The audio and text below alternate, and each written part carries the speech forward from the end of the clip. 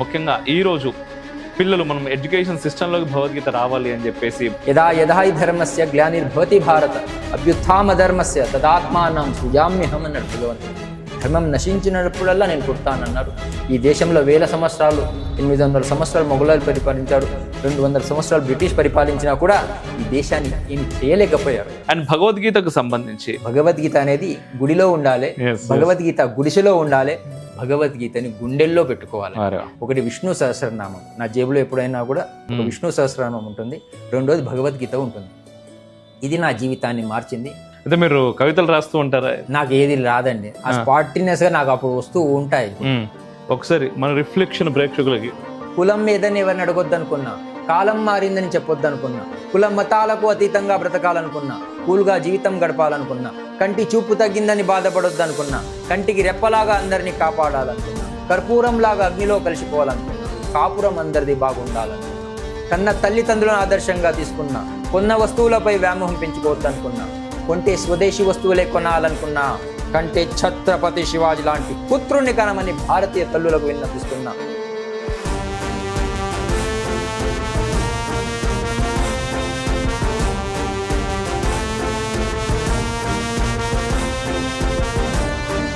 Take a risk in your life, if you win you can lead అంటారు Swami Vivekananda, if you lose you can guide అంటారు. కానీ ఈరోజు మనం పొద్దున్న లేచి రస్క్ తినడంలో బిజీగా ఉన్నామండి, రిస్క్ ఎవరు తీసుకోవట్లేదు.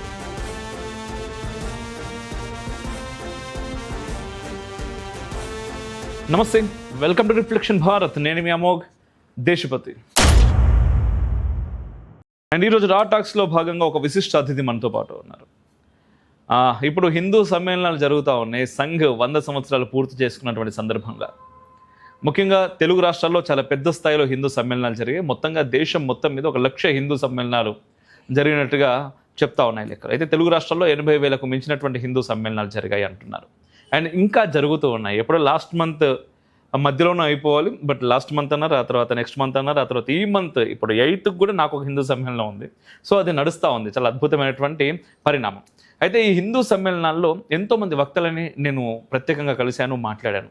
అయితే ఈరోజు నేను మీకు పరిచయం చేయబోయేటటువంటి వారు నిజంగా ఛత్రపతి శివాజీ మహారాజు గురించి మనం ఎన్నో సందర్భాల్లో మాట్లాడుతూ ఉంటాం. అయితే ఛత్రపతి శివాజీ మహారాజు ఈరోజు చాలా అవసరం. వారి స్ఫూర్తి ఈరోజు ఉన్నటువంటి యువతకి చాలా చాలా సందర్భాల్లో అవసరం. ఆ క్షాత్ర ధర్మం మనకు కావాలి అని చెప్పేసి కూడా మనం మాట్లాడుతూ ఉంటాం. అయితే ఛత్రపతి శివాజీ మహారాజ్ యువసేన పేరుతో వారొక సంస్థని, ఆర్గనైజేషన్ని స్థాపించడమే కాకుండా దాని ద్వారా అనేక మంది యువతకి ఛత్రపతి శివాజీ మహారాజ్ యొక్క స్ఫూర్తిని అందించే ప్రయత్నం చేస్తూనే ఉన్నారు గత కొన్ని సంవత్సరాలుగా. అయితే ఇప్పుడు హిందూ సమ్మేళనాల్లో కూడా వక్తగా అద్భుతమైనటువంటి కార్యక్రమాల్లో వారు వెళ్ళడమే కాకుండా వారి యొక్క మాటలతో ఎంతోమంది యువతలో ఒక స్ఫూర్తిని కలిగించారు. వారే యోగేశ్వరి ప్రభు. ప్రభుజీ నమస్కారం. నమస్తే అండి. ఎలా ఉన్నారు ప్రభుజీ? బాగున్నాను. బాగున్నారా? అంతా అమ్మ అనుగ్రహం నడుస్తూ ఉన్నది. సంతోషం. అండ్ మనం అనేక సందర్భాల్లో వేదిక పైన కలవడం, మొదటిసారి మా ఆఫీస్కి మీరు వచ్చారు, చాలా చాలా ధన్యవాదాలు. మీ ఆఫీస్కి రావడం, మీతో కలవడం మాకు అదృష్టంగా భావిస్తున్నాను. నేను ఎప్పటి నుంచో మిమ్మల్ని కలవాలనుకుంటున్నాను, మాకు చాలా సంతోషం. ప్రభుజీ చాలా చాలా ధన్యవాదాలు ప్రభుజీ. అయితే ముఖ్యంగా హిందూ సమ్మేళనాల గురించి మనం మాట్లాడుకుందాం ప్రభుజీ, ఎందుకంటే ఇప్పుడు నడుస్తుంది. అండ్ మీరు కూడా అనేక సమ్మేళనాల్లోకి వెళ్ళి మీ యొక్క విలువైనటువంటి మాటలని పంచుకున్నారు. అయితే ఈరోజు ఈ హైందవ సమ్మేళనాలు జరుగుతున్నప్పుడు మీరు గ్రౌండ్లో ఉండేటటువంటి వ్యక్తుల ద్వారా ఏం అబ్జర్వ్ చేశారు? అండ్ ఈరోజు దాని యొక్క అవసరం ఎంత ఉందంటారు ఇలాంటి సమ్మేళనాలకు సంబంధించి? హిందూ అంటే హింసకు దూరంగా బ్రతికేవాడండి, హంసలాగా జీవితం గడిపేవాడు. కానీ ఈరోజు దేశ పరిస్థితి చూస్తుంటే దేశాలు ముక్కలుగా విడిపోతుందన్నమాట. ఎన్నో సందర్భంగా నేను ఎక్కడికి వెళ్ళినా కూడా సమాజంలో విడిపోవడమే చూస్తున్నాం. కానీ రాష్ట్రీయ స్వయం సేవక్ సంఘ్ అందరినీ ఒకటి కలపాలన్న ఒక ఆలోచనతోని ఈరోజు హిందూ సమ్మేళనాలు జరుగుతుందన్నమాట. మనం ఎప్పుడు ఏ దేశం మీద దాడి చేయలే, కానీ మన ధర్మానికి ఈరోజు ఇబ్బంది వస్తుంది కాబట్టి హిందువులందరూ కలవాల్సిన అవసరం చాలా ఉంది. లేకుంటే హిందువులకు అందరికీ హిందూ మహాసాగరం ఒకటే మిగిలిపోతుంది. కావున హిందువులని కలవాలని ఒక రాష్ట్రీయ స్వయం సేవక్ సంఘ్ అంత కార్యక్రమం పెడుతున్నారు కాబట్టి దాంట్లో ఒక భాగ్యంగా భావిస్తున్నాను. మాకు ఒక అవకాశం ఇచ్చారు. సో వేదిక పంచుకోవడం ద్వారా ప్రజల్ని కలుస్తుంటే ప్రజలలో ఒక చైతన్యం ఉందన్నమాట. ఎందుకు అంటే బంగ్లాదేశ్లో జరిగిన సంఘటనలు కానివ్వండి, దేశం మీద జరుగుతున్న ఎన్నో దాడుల విషయం కానీ ఈరోజు ప్రజల్లో ఒక అవేర్నెస్ వస్తుంది. దాన్ని ఇంకా మనం ముందుకు తీసుకెళ్ళాలి. ఈరోజు హిందువులందరం కుల మతాల మధ్యలో విడిపోయి ఉన్నాము. అందరం కలవాలి అన్న ఒక తపన చాలా మందిలో, నాకు అది పల్లెటూరులో కానీ ఎక్కడికి వెళ్ళినా కూడా ఆ దేశభక్తి అనేది ఆ యువకులలో చాలా కనిపిస్తుంది. కాబట్టి అందరిని కలవాలన్నదే మా తపన. కాబట్టి ఇది ఒక రాష్ట్రీయ స్వయం సేవక్ మనందరికి ఒక అవకాశం ఇచ్చింది. ఇది పూర్వజన్మ సుకృతంగా భావిస్తున్నాను. ఇప్పటికి ఎన్ని సమ్మేళనాలకు వెళ్ళారు ప్రభుత్వం మీరు? ఇప్పటికే నేను 46 పూర్తి చేశానండి. అరే వా. ఇప్పుడు 47ది ఎల్లుండి 7వ తారీఖు సాయంత్రం నాది ఉందండి. అరే వా. సో సంవత్సరం 100 సంవత్సరాలు పూర్తి చేసుకుంది రాష్ట్రీయ స్వయం సేవకు. మేము ఒక హాఫ్ సెంచరీ కొడుతున్నాం. రాబోయే రోజుల్లో మళ్ళీ ఎలాంటి కార్యక్రమం వస్తే అది నేను కూడా సెంచరీ పూర్తి చేయాలి అనుకుంటున్నాను. ఎందుకు అంటే ప్రతి మనిషి పూర్వంలో 100 ఏళ్ళు హాయిగా బ్రతికేవాళ్ళు అనమాట. సో దానికి ఆహారము వ్యవహారం చాలా ఇంపార్టెంట్. సో ఆ దిశగా ఈరోజు మళ్ళీ ఆ దిశగా మనం మార్పు దేశంలో వస్తూ ఉంది. ఎందుకంటే ఈ భూమి గొప్పతనం అనమాట. యదా యదా హి ధర్మస్య గ్లానిర్భవతి భారత అభ్యుత్థాన ధర్మస్య తదాత్మానం సృజామ్యహం అన్నాడు భగవంతుడు. ధర్మం నశించినప్పుడల్లా నేను పుడతానన్నాడు. ఈ దేశంలో 1000 సంవత్సరాలు, 800 సంవత్సరాలు మొఘలాలు పరిపాలించారు, 200 సంవత్సరాలు బ్రిటిష్ పరిపాలించినా కూడా ఈ దేశాన్ని ఏమి చేయలేకపోయారు. కానీ ఈరోజు ఉగ్రవాదులు 2047 కల్లా దీన్ని ముస్లిం రాష్ట్రంగా మార్చాలి అని ఒక తపనతో వాళ్ళు పనిచేస్తున్నారు. కాబట్టి సముద్రం నదిని అడిగిందంట, ఎప్పటిదాకా నువ్వు నాలో వచ్చి కలుస్తుంటావని. అప్పుడు ఆ నది చెప్పిందంట, ఎప్పటి వరకు నువ్వు తీయగా మారవో అప్పటిదాకా నేను వస్తూ ఉంటాను. కాబట్టి ట్రై కడితే గొప్పవాళ్ళు కారండి, ట్రై చేస్తే గొప్పవాళ్ళు అవుతారు. కాబట్టి మా జీవితంలో కూడా మేము హిందూ రాష్ట్ర నిర్మాణం జరగాలన్న ఒక తపనతోని గత 44 సంవత్సరాల నుంచి నేను కృషి చేస్తూ ఉంటాను. కృషి ఉంటే మనుషులు ఋషులు అవుతారని విన్నాను నేను. కాబట్టి మనం అందరం కుల మతాలకు అతీతంగా ఈ దేశ రక్షణ కోసం అందరం కలవాల్సిన అవసరం చాలా ఉంది. కులం మీదని ఎవరిని అడగొద్దనుకున్నా, కాలం మారిందని చెప్పొద్దనుకున్నా, కుల మతాలకు అతీతంగా బ్రతకాలనుకున్నా, కూల్గా జీవితం గడపాలనుకున్నా, కంటి చూపు తగ్గిందని బాధపడొద్దనుకున్నా, కంటికి రెప్పలాగా అందరినీ కాపాడాలనుకున్నా, కర్పూరంలాగా అగ్నిలో కలిసిపోవాలనుకున్నా, కాపురం అందరిది బాగుండాలనుకున్నా, కన్న తల్లిదండ్రులను ఆదర్శంగా తీసుకున్నా, కొన్న వస్తువులపై వ్యామోహం పెంచుకోవద్దనుకున్నా, కొంటే స్వదేశీ వస్తువులే కొనాలనుకున్నా, కంటే ఛత్రపతి శివాజీ లాంటి పుత్రుణ్ణి కనమని భారతీయ తల్లులకు విన్నపిస్తున్నా, కర్మభూమి భారతదేశంలో పుట్టినానని గర్వపడాలనుకున్నా, కర్మ భక్తి జ్ఞానాన్నిచ్చే ఆ భగవద్గీతను అందరి చేతుల్లో చూడాలనుకుంటున్నాను. కానీ ఈరోజు అందరి చేతిలో మొబైల్ వచ్చేసిందండి. కాబట్టి భగవద్గీత అనేది గుడిలో ఉండాలి, భగవద్గీత గుడిసెలో ఉండాలి, భగవద్గీతని గుండెల్లో పెట్టుకోవాలి. నా విన్నపం ఒకటేనండి, ఒంట్లో నుంచి భయం వెళ్ళిపోవాలి. ఈ దేశం గురించి పోరాడాలన్న తత్వం ఉన్న వాళ్ళందరూ చేతిలో భగవద్గీతను పట్టుకోవాలన్నది నా కృషి. ఏం కృషి చేస్తుంది. అద్భుతం, అద్భుతం, చాలా అద్భుతంగా చెప్పారు. అయితే భగవద్గీత గురించి మనం ఖచ్చితంగా మాట్లాడుకుందాం. దానికంటే ముందు మాట్లాడాల్సినటువంటి ఒక విషయం, ఆవు. నిజంగా గోమాతకు సంబంధించి రీసెంట్గా బక్రీద్ కూడా జరిగింది. దానికంటే ముందు కూడా చాలా సందర్భాల్లో అందరూ మాట్లాడారు, గోమాతలను వధించవద్దు, గోవధ నిషేధ చట్టం ఆల్రెడీ ఉంది, దాన్ని చాలా పెద్ద స్థాయిలో అమలు చేయాలి అని చెప్పేసి ప్రభుత్వాన్ని ఎంతోమంది విన్నవించడం జరిగింది. అట్ ది సేమ్ టైం కొంతమంది ముస్లింలు కూడా ఈ మధ్యకాలంలో ముందుకొచ్చి గోమాతను జాతీయ జంతువుగా చేయండి, మరి మీరు అలా చేయొచ్చు కదా, చేయట్లేదు అని చెప్పేసి కూడా మాట్లాడుతున్నటువంటి వాళ్ళు ఉన్నారు. అసలు ఆవుకు సంబంధించి ఒకసారి మరి ముస్లింలు అందరూ కూడా ఇంత పెద్ద స్థాయిలో మాట్లాడుతున్నారు కదా, ఆ గోవధలు తగ్గుతాయేమో అని ఒక్కసారి మనం ఆలోచించినప్పుడు చూసినప్పుడు మొన్న బక్రీద్ రోజు వీధులు నాకే ఎన్నో కాల్స్ వచ్చాయి. నేను కూడా కొన్ని ప్లేస్లకు వెళ్ళడం జరిగింది. అన్నిటికీ మనం వెళ్ళినా కూడా ఏం చేయలేనటువంటి పరిస్థితి, ఒకళ్ళు ఇద్దరం వెళ్ళి చేసే స్థాయి ఏం లేదు. అక్కడ స్థితి అంత ఘోరమైనటువంటి స్థితి ఉంది. ఆ రక్తం ఏరులై పారింది భాగ్యనగరం వీధుల్లోనే. అసలు గోమాతలకు సంబంధించి ఎలా రక్షించుకోవడం అంటే మీరేం చెప్తారు? అండ్ గోమాతకు సంబంధించినటువంటి విలువ ఒకసారి మీ మాటల్లో వినాలి. నాకు మనకు ఆకలిస్తే అన్నం తింటామండి, భూమికి కూడా ఆకలిస్తుందండి. భూమికి ఆవు పేడ అంటే చాలా ఇష్టం అంట. కాబట్టి గోవు గోవిందుడు గీత అని చెప్పి నేను 40 రోజులు దీక్ష చేసుకుంటూ 40 శ్రీనివాస కళ్యాణం చేయించాను. ఎందుకు అంటే ఒకప్పుడు ఆవులు మన ఇంట్లో ఉండేదండి, కుక్కలు రోడ్డు మీద ఉండేదండి. కానీ ఈరోజు కుక్కలు ఇంటికి వచ్చేసాయండి, ఆవుని రోడ్డు మీద వదిలేస్తున్నామండి. కాబట్టి గోవు ఇంపార్టెంట్. గోవా అంటే చాలామంది యువకులు వస్తున్నారండి, కానీ గోవు అంటే మాత్రం యువకులు రావడం కొంచెం తగ్గించేశారు. దానికి కారణం ఏంటంటే చిన్నప్పటి నుంచి వాళ్ళ ఇంట్లో ఏదైతే తల్లులు సంస్కారం ఇవ్వాలో అది ఇవ్వట్లేదండి. పిల్లల్ని ఎప్పుడైనా జాతర తీసుకెళ్ళామనుకోండి, పిల్లవాడు నాన్న కారు ఇప్పేవా అంటాడు, వాడు ఇప్పేయలేదనుకోండి వాడు ఏడుస్తాడండి. మాలాంటి వాళ్ళు కారం తింటే ఏడుస్తామండి. కానీ పిల్లలకు సంస్కారం ఇవ్వలేదనుకోండి జీవితాంతం ఆ తల్లిదండ్రులు ఏడవాల్సి వస్తుందండి. కాబట్టి చిన్నప్పటి నుంచి ఇంట్లో తల్లి ఏదైతే ఇంట్లో ఉన్న తల్లి ఆ గోవు గొప్పతనం, ఆ ఆవు పాలను అందించగలిగితే మన బ్రెయిన్ వరకే ఫుడ్ రీచ్ అవ్వదండి. కానీ ఆవు నెయ్యి మాత్రం మన బ్రెయిన్ యాక్టివేట్ చేస్తుంది. బ్రాహ్మణ పిల్లలు చాలా యాక్టివ్గా ఉంటారంటారు. అందులో బ్రాహ్మణ చాతుర్వర్ణ్యం మయా సృష్ట గుణ కర్మ విభాగశ అంటుంది. కుల మతాలు ఎక్కడ లేవు ఇవి మనకు. వృత్తులు ఉండేది మనకు. కాబట్టి ప్రతివాడు ఆరోగ్యంగా ఉండాలి, 100 వేళ్ళు హాయిగా బ్రతకాలి అంటే ప్రతి ఇంట్లో ఆ ఆవు ఉండాల్సిందే అనమాట. ఆ గో మహత్యం తెలుసుకోవాల్సిందే అనమాట. ఆ గోవు పేడ ఒక ఇంపార్టెన్స్ మనం తెలుసుకోవాలి, గోవు గొప్పతనం తెలుసుకోవాలి. ఈరోజు సమాజంలో ఆ తల్లులు ఆ పిల్లలకు అందిస్తలేరు కాబట్టి ఇలాంటి మారణ హోమాలు ఎన్నో జరుగుతూ ఉన్నాయి. నేను భాగ్యనగర్ నుంచి ఢిల్లీ వరకు పాదయాత్ర చేశాను గోవు కోసం. భాగ్యనగర్ నుంచి అరుణాచలం పాదయాత్ర చేశాను. భాగ్యనగర్ నుంచి తిరుపతి వరకు పాదయాత్ర చేశాను. దేనికోసం?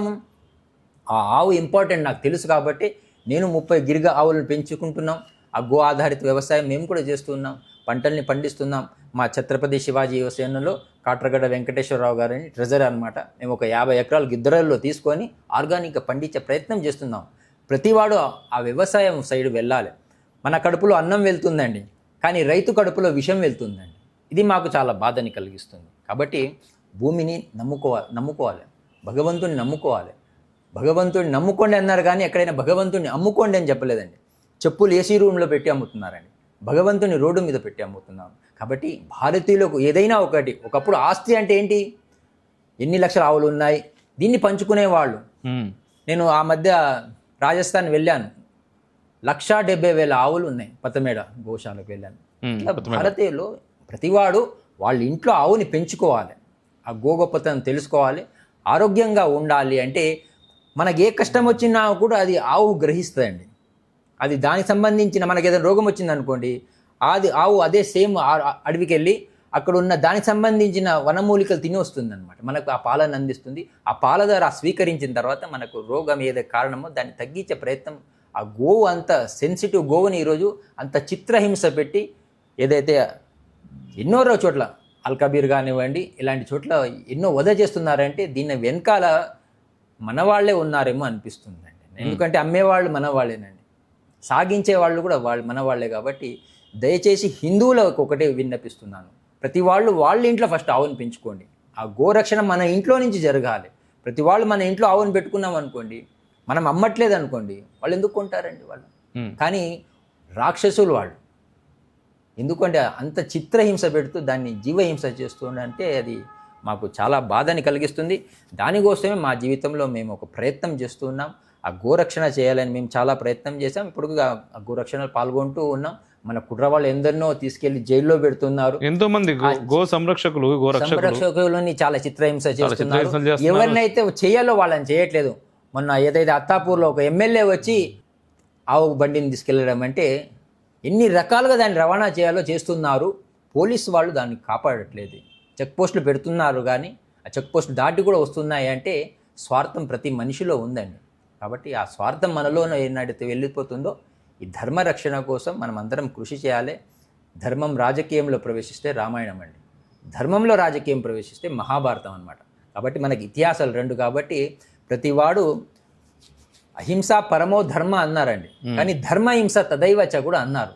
కాబట్టి గోవు కోసం, గోవిందుడు కోసం, మన ధర్మ రక్షణ కోసం హిందువులం అందరం కలిసికట్టుగా పోరాడాల్సిన అవసరం చాలా ఉంది. ఈ దేశ రక్షణ కోసం ఎందరో కోట్ల మంది త్యాగం చేశారు. రాబోయే రోజుల్లో మళ్ళీ ఆ యుద్ధాలు వచ్చే పరిస్థితి దేశంలో వస్తుంది, కానీ రావద్దన్నదే మా తపన.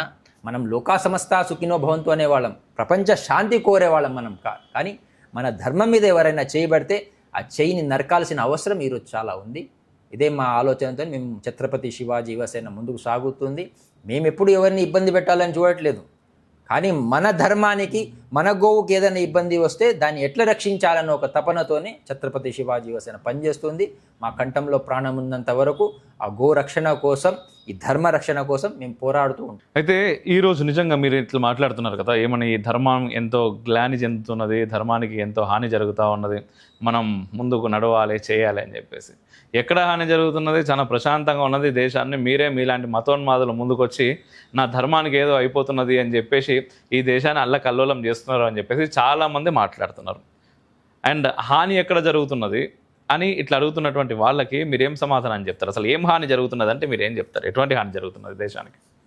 భాగ్యనగర్లోనే మనం చూస్తున్నామండి, ఇంత చిత్రహింస పెట్టి రోడ్డు ఎక్కడైతే నీళ్లు మురికి నీళ్ళు ఉన్నాయో అక్కడ కాలాలో అక్కడ రక్తం ఏరులాగా పారుతుందని వీడియోలు చూస్తున్నాం. ధర్మానికి హాని జరుగుతుంది. ఎక్కడైతే ఈ మదర్సాలు ఉన్నాయో వీళ్ళకి నేర్పించాలో అది నేర్పించట్లేదు. వాళ్ళకు చిన్నప్పటి నుంచి వాళ్లకు క్రూరత్వాన్ని నేర్పిస్తున్నారు. వాళ్ళు తినే ఆహారం సరిగ్గా లేదు. ఇక దేశం గురించి 800 సంవత్సరాలు మనం మొఘలాయలు పరిపాలించారు, 200 సంవత్సరాలు బ్రిటిష్ వాళ్ళు పరిపాలించారు. ఈ దేశం ఇన్ని ముక్కలు సెక్యులరిజం గురించి మాట్లాడుతున్నారండి వీళ్ళు ఈరోజు దేశం. ఎప్పుడైతే పాకిస్తాన్ ఇడిపోయింది భారతదేశం నుంచి, అక్కడ సెక్యులరిజం గురించి ఎవరు మాట్లాడట్లేదు. బంగ్లాదేశ్లో సెక్యులరిజం గురించి ఎవరు మాట్లాడట్లేదు. సెక్యులరిజం గురించి కేవలం హిందువులమే మాట్లాడుతున్నాం. కాబట్టి భారతదేశంలో తరిమి కొట్టాల్సింది ఒకటి ఏదైనా ఉంది అంటే అది సెక్యులరిజం తరిమి కొట్టాల్సిన అవసరం చాలా ఉంది. ఆ దిశగానే మా ప్రయత్నం చేస్తూ ఉన్నాము. ఈ దేశ రక్షణ కోసం మేము ఎక్కడికైనా రావడానికి సిద్ధం, ఏ పనైనా చేయడానికి సిద్ధం. కాబట్టి నేను 1990లో మిర్జాపూర్ జైల్లో ఉన్నాను. నేను అయోధ్య విషయానికి వెళ్ళాను. అక్కడి నుంచి తిరిగి వచ్చానంటే ఇది నాకు బోనస్గా భావిస్తున్నాను. ఆ రోజే చనిపోద్దామని వెళ్ళాము.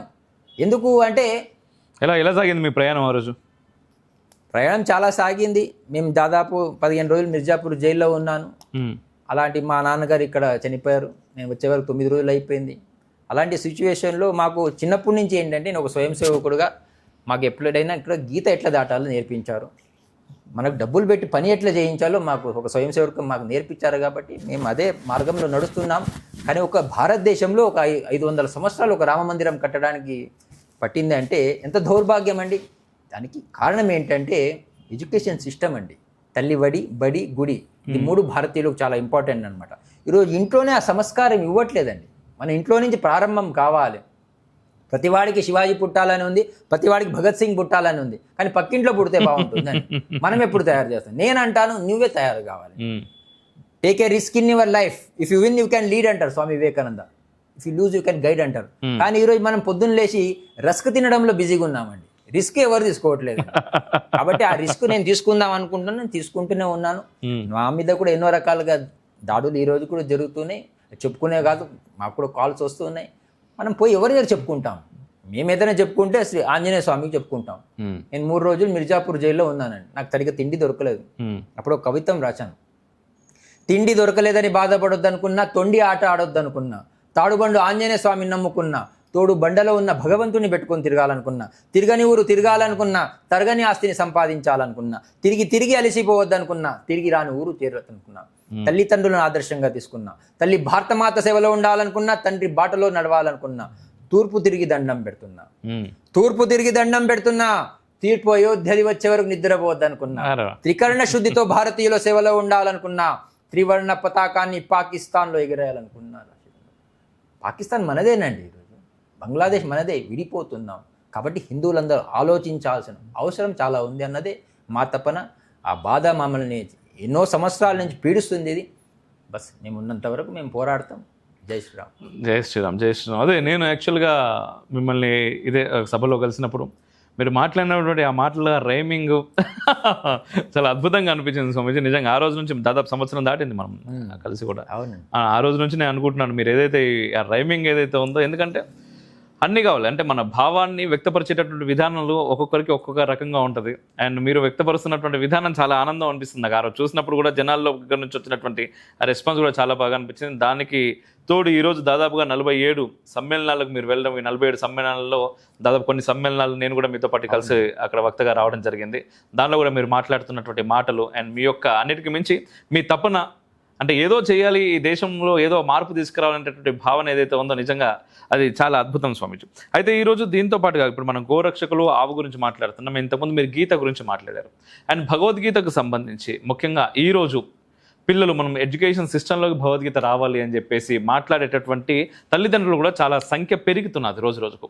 అండ్ ఎడ్యుకేషన్ సిస్టంలోకి రావడం ద్వారా ఎటువంటి మార్పును మనం చూడొచ్చు అంటారు? మొదటి క్లాస్లో ఏదైనా తీసుకోవాలంటే ఆ క్లాస్ భగవద్గీత క్లాస్ ఉండాలండి. చిన్నప్పుడు మనం ABCD అని చదువుకొని ఉంటానండి. ఏ అంటే ఆత్మస్వరూపులమండి మనం. ఏ అంటే అమ్మా నాన్న, బి అంటే భర్త అండి, బి అంటే భగవద్గీత, సి అంటే ఛత్రపతి శివాజీ మహారాజ్, డి అంటే దెత్ అండి, డి అంటే ధర్మం, ఈ అంటే ఈశ్వరుడు, ఈ అంటే ఎటర్నల్. కాబట్టి ఈ బికి డికి మధ్యలో ఒక సి ఉందండి, ఒక చాయిస్ ఉంది, ఒక ఛాన్స్ ఉంది. ఒక ఛత్రపతి శివాజీ మహారాజ్ లాగా బ్రతికే ఒక అవకాశం భారతీయులు మనకందరికీ ఇచ్చారన్నమాట. మనమందరం ఆత్మస్వరూపులం అండి. యవ్వనం మహాత్ములతో సంబంధం పెట్టుకోవాలి, వృద్ధాప్యం పరమాత్మతో సంబంధం పెట్టుకోవాలి. కాబట్టి ఆ భగవద్గీత ప్రతి వాళ్ళ చేతులు చదువుకున్నారనుకోండి, మనకు చావు లేదనిపిస్తుంది. ఎందుకు? నైనం చిందంతి శస్త్రాన్ని నైనం ధతి పావక నైనం క్లేదయంతి ఆపో నా శోషయతి మారుతా అంటుంది. శరీరానికి సావుంది కానీ ఆత్మకు సావలేదు. మనం అందరం ఆత్మస్వరూపులం. ఈ జ్ఞానం కావాలి. అన్నం పెడితే అరిగిపోతుందండి, చీర ఇస్తే చినిగిపోతుందండి, జ్ఞానం ఇస్తే పెరిగిపోతుంది అన్నమాట. ఆ జ్ఞానాన్ని సంపాదించాలి. జ్ఞానం మనసుని శుద్ధి చేస్తుంది, సేవ కర్మని శుద్ధి చేస్తుంది, ప్రేమ హృదయాన్ని శుద్ధి చేస్తుంది అనమాట. అందుకే మనల్ని భారతీయులు అన్నారు. భారత, భా అంటే ప్రకాశం, రథ అంటే ఆ ప్రకాశం పట్ల ఆసక్తి ఉన్నవాడు, జ్ఞానం పట్ల ఆసక్తి ఉన్నవాడు భారతీయుడు అనమాట. అందుకే ప్రతివాడి చేతిలో ఆ 18 అధ్యాయాల భగవద్గీత ఉండాలి. మొదటి 6 కర్మ, తర్వాత 6 భక్తి, తర్వాత 6 జ్ఞానం. ఎవడి జీవితంలో కర్మ, భక్తి, జ్ఞానం ఉంటుందో వాడికి వైరాగ్యం ఆటోమేటిక్ వస్తుంది. గంగా నది వైరాగ్యానికి ప్రతీక అన్నమాట. కాబట్టి మనం ప్రకృతిని ప్రేమించే వాళ్ళం. మనం ఉదయం లేచి చాలామంది టీ గురించి ఆలోచిస్తారండి, నేను ట్రీ గురించి ఆలోచిస్తారు. చాలామంది యువకులు ఒకటే చెప్తున్నాను, చాలా మంది యువకులు స్పీడ్ గురించి ఆలోచిస్తారండి. నేనంటే సీడ్ గురించి ఆలోచించండి. ఇతనంలో ఎంత శక్తి ఉంది, మనలో అంత శక్తి ఉందన్నమాట. మనలో ఉన్న శక్తిని జాగ్రత్త పరచాలి అంటే ప్రతి వాళ్ళ చేతుల్లో భగవద్గీత ఉండాలి. చిన్నప్పటి నుంచి ఆ భగవద్గీతని పిల్లలకు అందించాల్సిన అవసరం తల్లిదండ్రుల బాధ్యత అండి. ప్రతి ఇంట్లో ఉండాలండి. కానీ ఈరోజు మన చేతిలో మొబైల్ వచ్చేసిందండి. నవరాత్రులు అమ్మవారికి పూజ చేసి ఉంటామండి, అమ్మవారికి 8 చేతులండి, ఏ చేతిలో మొబైల్ ఉందండి. కాబట్టి భారతీయులకు శాస్త్రము శస్త్రము చాలా ఇంపార్టెంట్ అనమాట. ఈ ధర్మరక్షణ కోసం ప్రతి స్త్రీ దాన్ని ఈరోజు అవలంబించాల్సిన అవసరం చాలా ఉంది. షీ అని రాస్తారండి, షీలో ఒక హీ ఉన్నాడండి. ఫీమేల్ అని రాస్తారండి, ఫీమేల్లో ఒక మేల్ ఉన్నాడండి. ఉమెన్ అని రాస్తారండి, ఉమెన్లో ఒక మెన్ ఉన్నాడండి.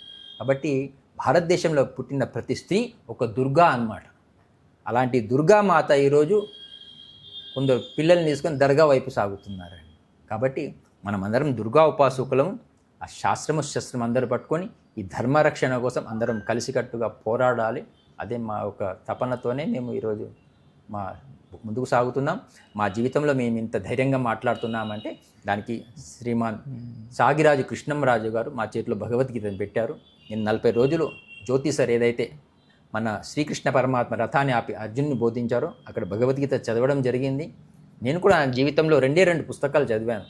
ఒకటి విష్ణు సహస్రనామం, నా జేబులో ఎప్పుడైనా కూడా ఒక విష్ణు సహస్రనామం ఉంటుంది, 2వది భగవద్గీత ఉంటుంది. ఇది నా జీవితాన్ని మార్చింది. ఒక టాయిలెట్కి టూలెట్కి తేడా తెలియని వ్యక్తి నేను ఈరోజు ప్రవచనాలు చేస్తున్నాను అంటే ఒకటి గురువు కృప అనమాట, తల్లిదండ్రుల ఆశీర్వాదం. కాబట్టి ప్రతి భారతీయుడికి ఒక గురువు ఒక గురి ఉండాలి. ఆ గురి చేరడానికి ఒక గురువు కావాలన్నమాట. అందుకే గురు బ్రహ్మ గురు విష్ణు గురుదేవో మహేశ్వర గురు సాక్షాత్ పరబ్రహ్మ తస్మై శ్రీ గురవే నమ అన్నారు. కాబట్టి ఆ గురువు శరణు కోరి ఆ గురువు ఏం చెప్పినా కూడా ఆ శ్రద్ధగా వినాలి.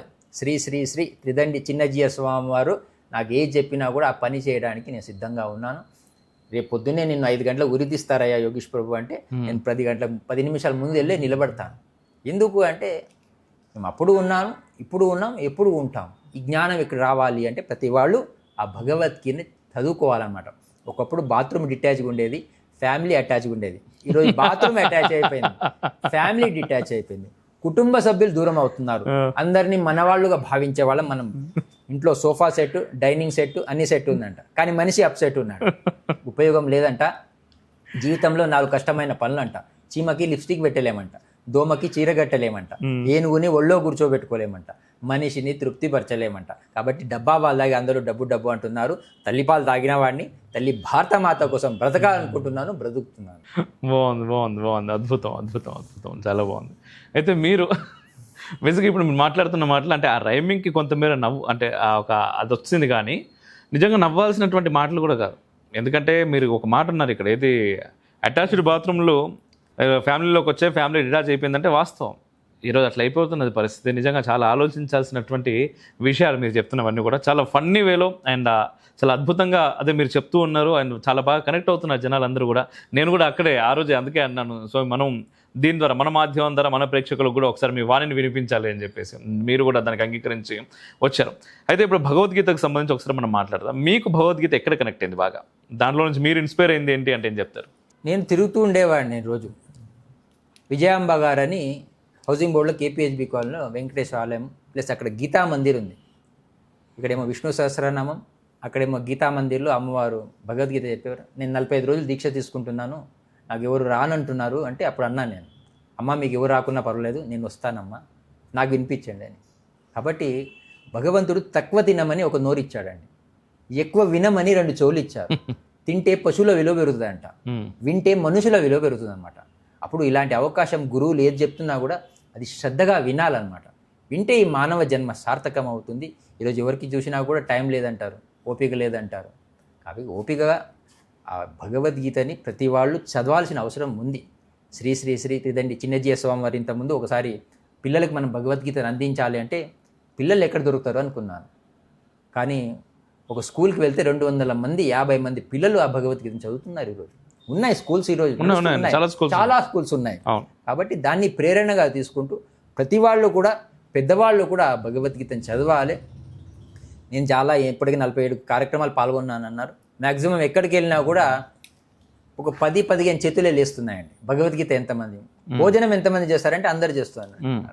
కానీ ప్రతి వాడి చేతిలో ఈరోజు ఉండాల్సింది ఆ మొబైల్ కాదు, ఆ భగవద్గీత ఉండాలన్నదే మా తపన. కాబట్టి మేము ఆ దిశగా ఆ భగవద్గీత ప్రచారం చేస్తూ ఉన్నాము. 18 గంటలు చిలుకూరులు బాలాజీ గుడి దగ్గర నిర్విరామంగా భగవద్గీత చదవడం జరిగింది.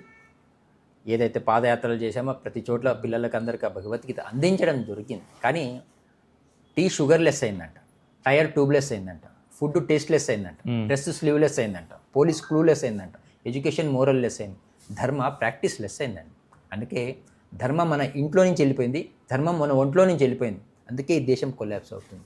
కాబట్టి ఆ ధర్మాన్ని ఆచరించగలగాలి. నేను గత 44 సంవత్సరాల నుంచి ఆచరిస్తున్నాను కాబట్టి ఈరోజు ఏదైనా చెప్తున్నాను, అనుభవాన్ని చెప్తున్నాను అంతే చెప్ప ఒక చదువులేని వ్యక్తిని నేను. కానీ ఈరోజు ఏదైనా చెప్తున్నానంటే మా తల్లిదండ్రులు ఇచ్చిన అది సంస్కారం అన్నమాట. మా తల్లి ఇచ్చిన సంస్కారం.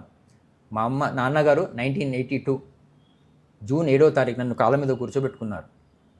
ఒరే నాన్న, నువ్వు చదివితే ఒక గ్లాస్ మంచినీళ్ళు ఇస్తారా, నువ్వు చదవలేదంటే ఒక గ్లాస్ మంచినీళ్ళు ఇవ్వాల్సి వస్తారని చాలా సింపుల్గా చెప్పారు. అంటే చదివితే ఆఫీసర్ అవుతావు లేకుంటే ప్యూన్ అవుతావు అని. కానీ మా అమ్మ దగ్గర ఒక మాట చెప్పేవారు, నేను బతికుండని నువ్వు బతికుంటావు, మా అబ్బాయి 40 ఏళ్ళ తర్వాత గొప్ప వ్యక్తి అవుతాడని.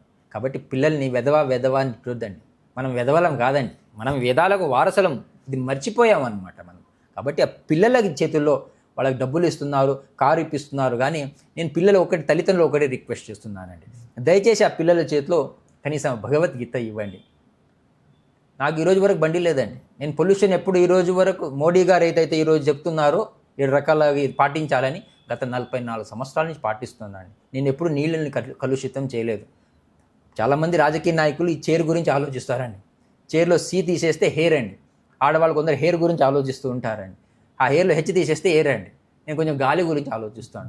ప్రకృతి పాడు కావద్దు, ప్రగతి వైపు దేశం సాగాలి అంటే మనం అందరం ప్రకృతి వైపు వెళ్ళాలన్నదే నా తపన అండి. చాలా మంది ఉదయం లేస్తే హనీ గురించి ఆలోచిస్తారండి, మధ్యాహ్నం అయితే మనీ గురించి ఆలోచిస్తారండి. ఆ మనీ ఇబ్బంది వస్తే సాయంత్రం శని గురించి ఆలోచిస్తారండి.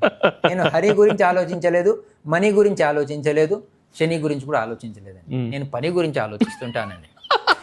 కానీ ఏ పని చేసినా కూడా నేను శ్రద్ధాభక్తిని చూస్తాను. ఎప్పుడైనా మీకు సమయం ఉంటే ఒకసారి మా వీధికి రండి. నేను రోజు 18 గంటలు పని చేస్తుంటాను. కాబట్టి మనము ప్రతివాడు గవర్నమెంట్ వచ్చి ఏదో చెప్పాలి, గవర్నమెంట్ ఏదో చేయాలని చాలామంది ఉదయం లేస్తే ఫ్రీ గురించి ఆలోచిస్తారండి. నేను ఫ్రీ గురించి ఎప్పుడు ఆలోచించలేదు. నేను ఫ్రీడమ్ ఫైటర్స్ గురించి ఆలోచించాను. కొందరు ఉదయం లేస్తే బ్రెడ్ గురించి ఆలోచిస్తారు, రాత్రి అయితే బెడ్ గురించి ఆలోచిస్తారు. నేను బ్రెడ్ గురించి ఆలోచించలేదు, బెడ్ గురించి ఆలోచించలేదు. బ్లడ్ని దేశం గురించి ఎవరైతే ధారపోసారో అలాంటి మహానుభావుల చరిత్ర చదువుతూ పెరిగిన వ్యక్తిని అనమాట. కాబట్టి పిల్లలకి అందించాల్సింది మన పూర్వీకులు ఏం త్యాగం చేశారు, ఈ దేశం కాపాడడానికి ఎంతమంది త్యాగం చేశారు, ఎవరెవరు ఏం పోడారు, అలాంటి కథలను పిల్లలు మా అక్కలు మాకు చిన్నప్పుడు కూర్చోబెట్టి చెప్పేవాళ్ళండి. ఇది చెప్పేవాళ్ళు ఇంట్లో లేదండి, కలిసి ఉండట్లేదండి. 4 బెడ్రూమ్లు అయిపోయినాయి, 4 ఫోన్లు, బెడ్రూమ్ నుంచి కూడా బయటికి రావట్లేదండి, ఫోన్లోనే మాట్లాడుకుంటున్నారండి. కాబట్టి దయచేసి కుటుంబ సభ్యులు అందరూ కలిసికట్టుగా భోజనం చేయండి, కలిసికట్టుగా సమస్య పరిష్కారం అవుతుంది. హిందువులందరం కూడా కలిసికట్టుగా పోరాడాల్సిన అవసరం ఉంది. రోడ్డు మీద కుర్రవాడు వెళ్తూ ఉంటాడంట, కుక్క కనిపించిందంట, రాయి తీసుకొని కుక్కను కొట్టాడంట, కుక్క పారిపోయిందంట, ఆనందం అనిపించిందంట. అదే రాయి తీసుకొని ముందు వెళ్తుంటే చెట్టు మీద తేనెటీగ పుట్ట ఉందంట, ఈ రాయి తీసుకొని తేనెటీగ పుట్టను కొట్టాడంట. ఆ తేనెటీగలు అందరు కలిసి ఈయన పడ్డారంట, ఈయన పారిపోయాడంట. అట్లా హిందువులు ఏ కులమైనా కూడా మనమందరం భారతీయులు అన్న భావనతోని కలిసికట్టుగా ఈ దేశం గురించి పోరాడాల్సిన అవసరం చాలా ఉంది. మా ప్రయత్నం అదే. మా కంఠంలో ప్రాణం ఉన్నంతవరకు మేము పోరాడుతూనే ఉంటాం. అద్భుతం, అద్భుతం, చాలా బాగుంది, చాలా బాగుంది. అదే ఛత్రపతి శివాజీ మహారాజ్ యొక్క యువసేన మీరు స్థాపించారు కదా, ఎందుకు వారి పేరు పైన యువసేన స్థాపించాలని ఎందుకు అనిపించింది? ఛత్రపతి శివాజీ మహారాజ్లో మీకు బాగా నచ్చింది ఏంటి? నాకు పూర్వజన్మ ఏదో ఒక వాసన వారితో ఉంది అనిపిస్తుందండి. నేను మహారాష్ట్ర వెళ్తూ ఉంటే నాకు యుద్ధాలు గుర్తుకొస్తూ ఉంటాయి. నేను ఏదైతే రాయగఢ్ ఉందో, శివనేరి ఉందో, ఛత్రపతి శివాజీ మహారాజు పుట్టిన స్థలం కానీ, రాయగఢ్ కానివ్వండి, ఇలాంటి కోటలన్నీ తిరిగి వచ్చాను అనమాట. సో ఇవన్నీ మనకు గత జన్మ సంబంధాలు ఉంటాయండి. అది ఉంటేనే మనం అటువైపుగా వెళ్తూ ఉంటాం. మీకైనా మాకైనా ఈరోజు మీరు మేము కలుస్తున్నామంటే ఆ రామాయణం కాలంలో మనం వృతాభక్తితో ఏదో పని చేసి ఉంటాం, ఆ మహాభారతంలో కూడా ఏదో పని చేసి ఉంటాం. అందుకే అందరం కలుస్తూ ఉన్నాం. ఇది కలుస్తున్నామంటే ఇది భగవంతుడి కృప అన్నమాట. భగవంతుడి యొక్క ఆశీర్వాదం, గురువుల కృప. కాబట్టి అందరం కలవాలన్నమాట, కలిసికట్టుగా పోరాడాలన్నదే తపన.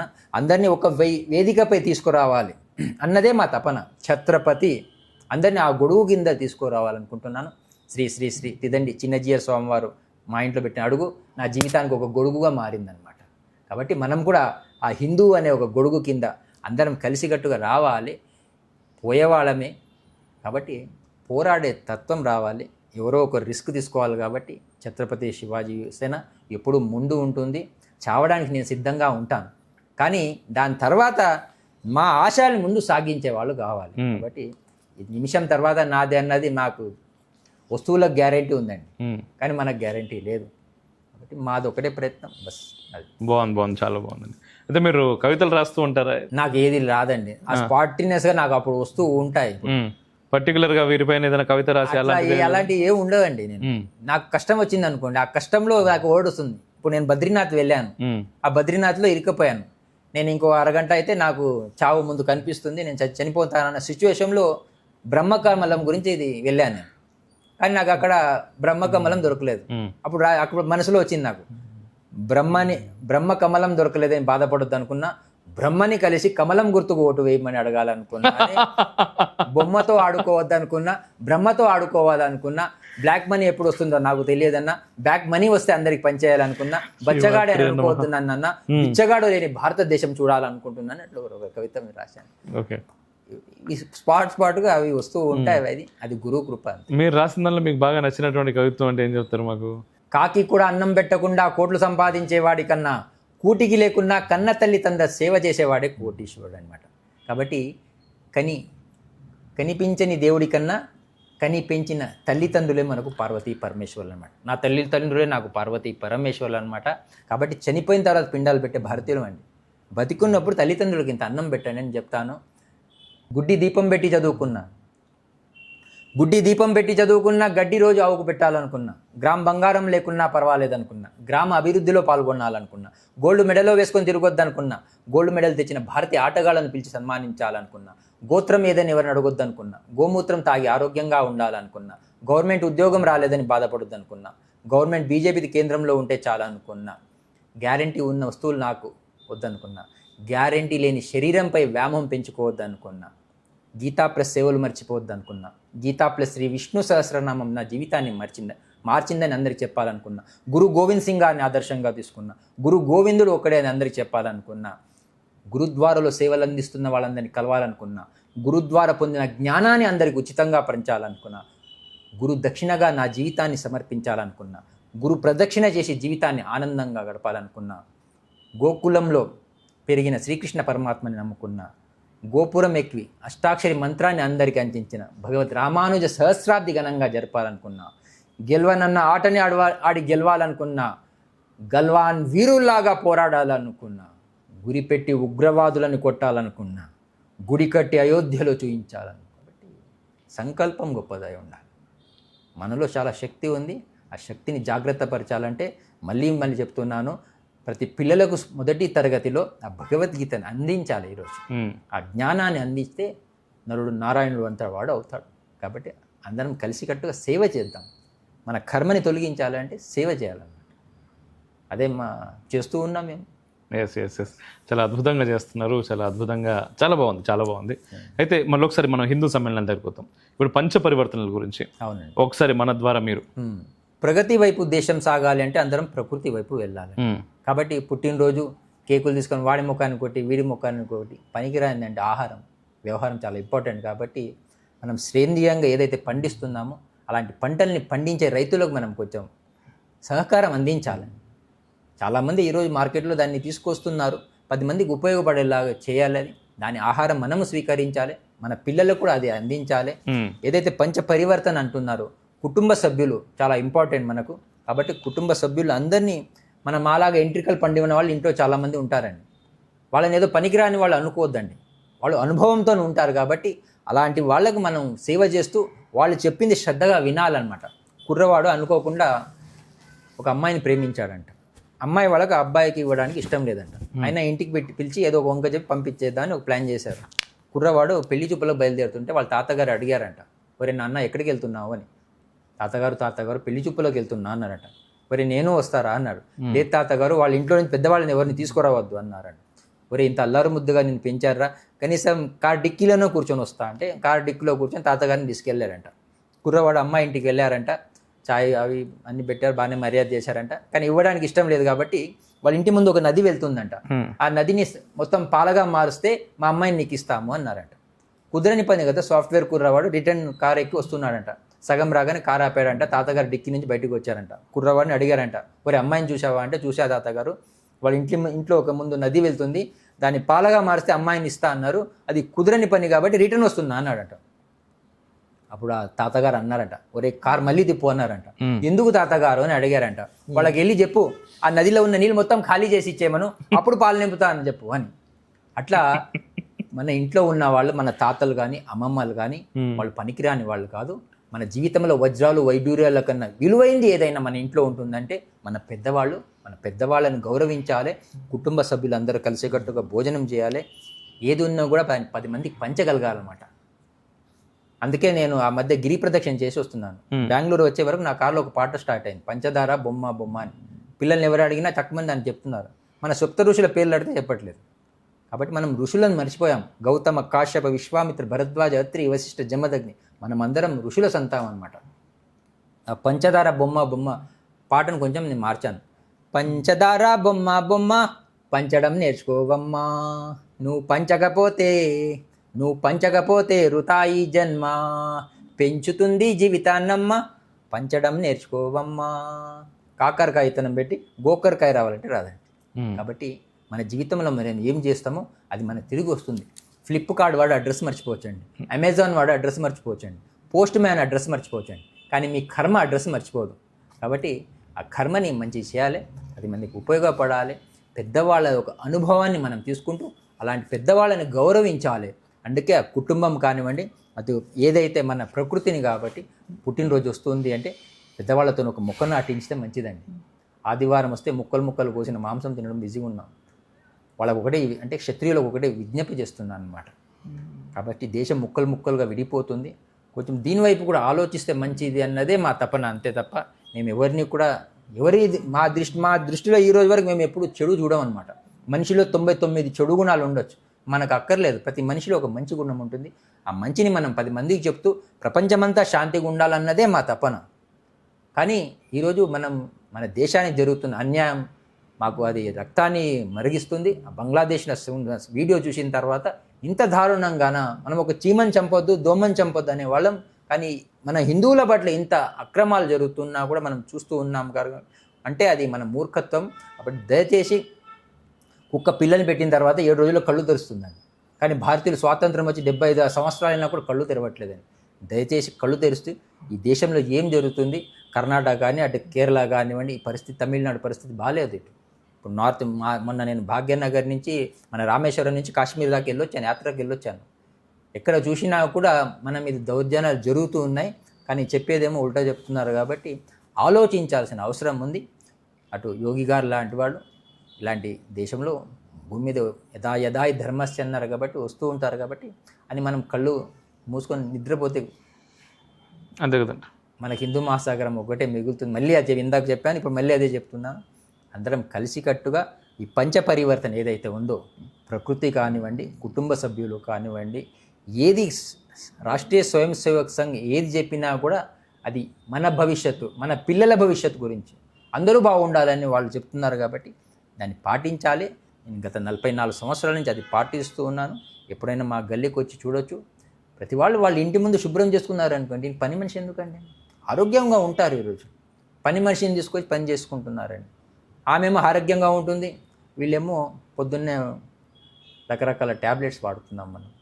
దయచేసి ఆరోగ్యంగా ఉండాలి అంటే ప్రతి వాళ్ళు యోగా చేయాలి, ఉదయం లేచి యోగా చేయాలి, సమాజానికి ఏదో ఒక సేవ చేయాలి. రాష్ట్రీయ స్వయం సేవక్ సంఘ్ ఏదైతే సంఘ కార్యకర్తగా శాఖ నడుస్తూ ఉంటుంది. రోజు అక్కడ చక్కగా వెళ్తే ఆరోగ్యంగా ఉంటాం. మేము ఆరోగ్యంగా ఉన్నాం. గత 4 సంవత్సరాలు పర్యటన చేస్తున్నాను అంటే స్వయం సేవకుని కాబట్టి అది ఆరోగ్యంగా ఇచ్చాను. ప్రచారకులు ఏదైతే ఉన్నారో వాళ్ళు వాళ్ళ జీవితాన్ని త్యాగం చేసి సమాజానికి ఏదో అందించాలని ఒక తపనతో వాళ్ళు కృషి చేస్తున్నారు కాబట్టి వాళ్ళు ఏది చెప్పినా కూడా అది భగవతి ఒక ఆజ్ఞగా భావిస్తూ నేను ఈరోజు వరకు పాటిస్తున్నాను. బాగుందండి. అండ్ ఫైనల్గా ప్రభుజీ ఒకసారి మన రిఫ్లెక్షన్ ప్రేక్షకులకి ఫైనల్ కంక్లూజన్ ఒక షార్ట్ కొట్టమంటే ఏం కొడతారు? అంటే మేము ప్రతి మాట ఒక బుల్లెట్ లాగానే ఉంది. ఫైనల్ బుల్లెట్ షార్ట్స్తో ఏం చేద్దాం? ప్రతి వాళ్ళు ఎదిగే వరకు చెవులు మూసుకోవాలండి. ఎదిగిన తర్వాత నోరు మూసుకోవాలండి. కొందరు తిడుతూ ఉంటారు, కొందరు పొగుడుతూ ఉంటారండి. జీవితంలో మనం ఎప్పుడు ఏది పట్టించుకోవద్దండి. మీకు ఒక ఉత్తరం వచ్చింది అనుకోండి, కింద వర్డ్ ఉంటుందండి, if undelivered please return to అని ఉంటుందండి. ఆ ఉత్తరాన్ని మనం స్వీకరించలేదు అనుకోండి, అది మనకు రిటర్న్ వెళ్ళిపోతుంది. అట్లా మీరు రిఫ్లెక్షన్ ఛానల్ వాళ్ళు అందరూ హిందూ ధర్మ రక్షణ కోసం ఎంతో కృషి చేస్తున్నారు. మీతో పాటు మేము ఉన్నాము. అందరం కలిసికట్టుగా ఈ ధర్మ రక్షణ కోసం పోరాడాల్సిన అవసరం చాలా ఉంది. కాబట్టి ఆ దిశగా మనం అందరం కలిసికట్టుగా పోరాడదాం. మీ అందరికీ శుభాకాంక్షలు. మీ మనసులో ఏమేమి ఉన్నాయో అవన్నీ నెరవేరాలి. రాబోయే రోజుల్లో ఈ ధర్మరక్షణలో అందరం కలిసికట్టుగా పోరాడాలన్నదే మా తపన. కాబట్టి ఆ దిశగా మనం అందరం సాగుతూ ఈ మానవ జన్మని సార్థకం చేసుకోవాలి. రాజకీయంగా చూస్తే మనిషి అన్నవాడు మనిషి పైన గెలవడానికి ప్రయత్నం చేస్తాడు, కానీ మనిషి అన్నవాడు మనసు పైన గెలవాలండి. అది గెలిచిన వాళ్ళే మన భారతీయులు. కాబట్టి గురువులు ఏం చెప్పినా కూడా అది శ్రద్ధగా వింటూ ఈ భారతదేశంలో పుట్టామంటేనే ఎన్నో జన్మల పుణ్యం ఉంటేనే ఇక్కడ పుడతాం ఒక భారతీయుడుగా. ఇది మాది పూర్వజన్మ సుకృతంగా భావిస్తున్నాను. కాబట్టి అందరం కలిసికట్టుగా పోరాడతాం. ధన్యవాదాలు ప్రభుజీ. జై శ్రీరామ్. జై శ్రీరామ్.